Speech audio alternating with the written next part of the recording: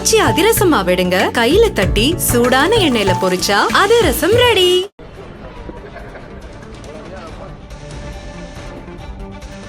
மனோஜ் பாண்டியன் திமுகவில் இணைந்திருக்கிறார். இன்றைய முக்கியமான ஒரு செய்தியாக நாம் இதனை பார்க்கலாம். செய்தியாளர்களிடம் பேசிய அவர், மாலை 4 மணிக்கு எனது எம்எல்ஏ பதவியை ராஜினாமா செய்கிறேன். தற்போது வேறு ஒரு இயக்கத்தின் பிடியில் அதிமுக இருக்கிறது. பாஜகவின் கிளைக்கழகமாக தற்போது செயல்பட்டுக் கொண்டிருக்கிறது அதிமுக. அதனை உணர்ந்துதான் நன்கு யோசித்து உறுதியுடன் இந்த முடிவை எடுத்திருக்கிறேன். திமுகவில் இணைந்திருக்கிறேன் என்று கூறியிருக்கிறார். தொண்டர்களின் உழைப்பையும் மக்களின் உணர்வையும் மதியாத தலைமையில் இருக்க விரும்பவில்லை என்று அவர் எடப்பாடி பழனிசாமி குறித்து சாடியிருக்கிறார்.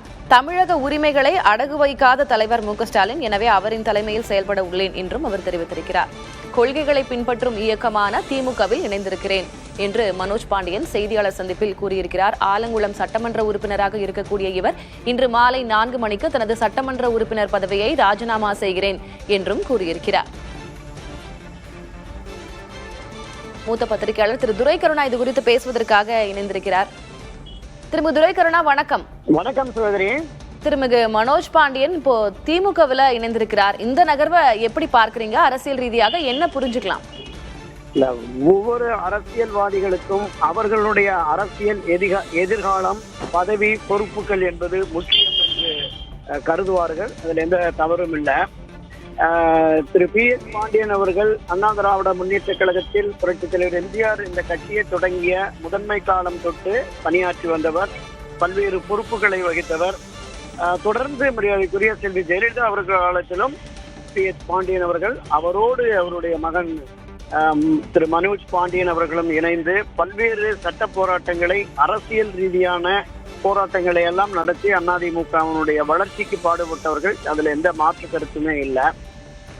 இப்போது அண்ணா திராவிட முன்னேற்ற கழகம் திரு எடப்பாடி பழனிசாமி தலைமையில் ஒவ்வொரு தேர்தல்களிலும் தோல்வியை சந்தித்து, குறிப்பாக 2024 தேர்தலில் ஒரு மிகப்பெரிய சரிவை, ஒரு பெரும் தோல்வியை சந்தித்திருக்கிறது. இன்னும் குறிப்பாக தென் மாவட்டங்கள்ல ஒரு மிகப்பெரிய பேரிடியாக அந்த தோல்வி இருக்கிறது.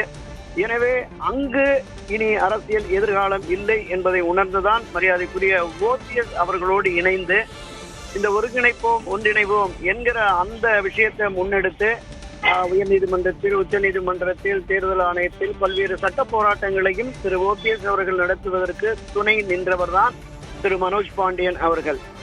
அவர் இனி அண்ணா திராவிட முன்னேற்ற கழகத்தில் எந்த அணியில் பயணித்தாலும் தனக்கு அரசியல் எதிர்காலம் இல்லை என்பதை உணர்ந்து இனி இந்த ஒருங்கிணைப்பு, ஒன்றிணைப்பும் சாத்தியமில்லை. திரு எடப்பாடியினுடைய பிடிவாதத்தால் கட்சி வேறொரு திசையை நோக்கி போகிறது.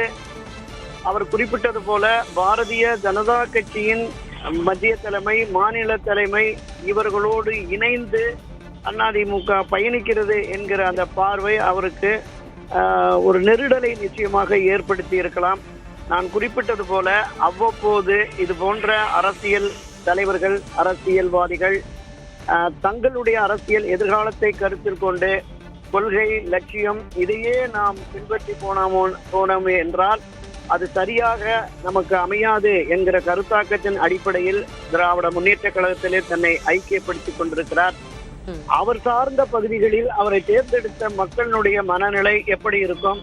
அண்ணா திராவிட முன்னேற்ற கழகத்திலிருந்து விலகி திராவிட முன்னேற்ற கழகத்தில் இணைந்தவுடனே காலங்காலமாக திராவிட முன்னேற்ற கழகத்தில் பயணித்துக் கொண்டிருக்கிற தென் மாவட்டத்தை சேர்ந்த, குறிப்பாக அவர் தொகுதியை சார்ந்தவர்கள் எந்த அளவிற்கு வரவேற்பு கொடுக்கிறார்கள் என்பதெல்லாம் போக போக தெரியும்.